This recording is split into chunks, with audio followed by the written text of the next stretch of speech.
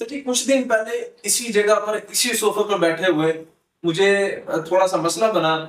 तो कुछ डॉक्टर्स आए, पता चला कि जी चेकअप के बाद ईसीजी वगैरह हुई तो पता चला कि मुझे ना हार्ट अटैक आया। अब हार्ट अटैक की वजह पता चली कि जी कोई क्लॉट आया जिस वजह से ये मसला बना था, लेकिन वो अल्लाह का शुक्र है कि वो गुजर गया, तो मामला बेहतर हो गया।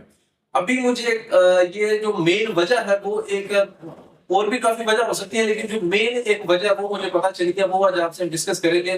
तो कोशिश कीजिएगा इस वीडियो को लोगों से ज्यादा शेयर कीजिएगा, सदका जारिया समझ के हो सकता है आपके एक शेयर से किसी दूसरे की जान जो है वो बच सके।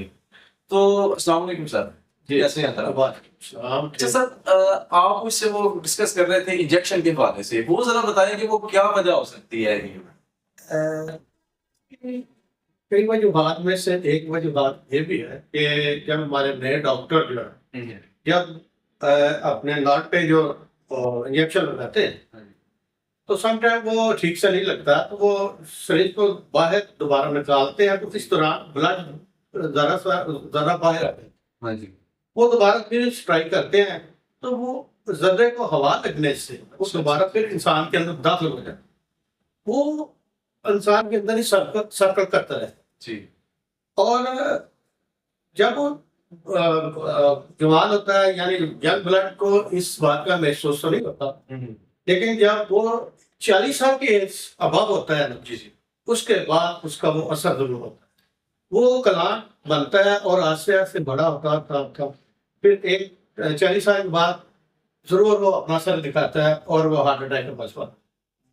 यानी कि आप अगर किसी हॉस्पिटल में गए हैं, वहां पर अमूमन जो नर्सिंग स्टाफ होता है हमारा, उसमें से काफी ज्यादा इस तरह के होते हैं जो अभी ट्रायल पर होते हैं।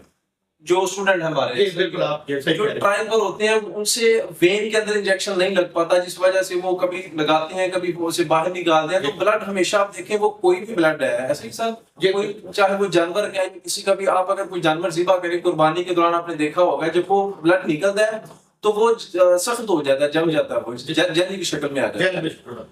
वही चीज दोबारा जब वो इंजेक्शन के अंदर उसे ब्लड लगा होता है, वो दोबारा जब वो उसे इंजेक्ट करते हैं तो उससे वो जो आगे एक डॉट होता है छोटा सा, वो अंदर चला जाता है।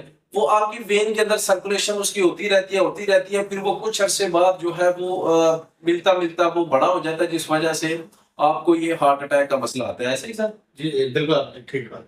ये मेरा पैगाम है।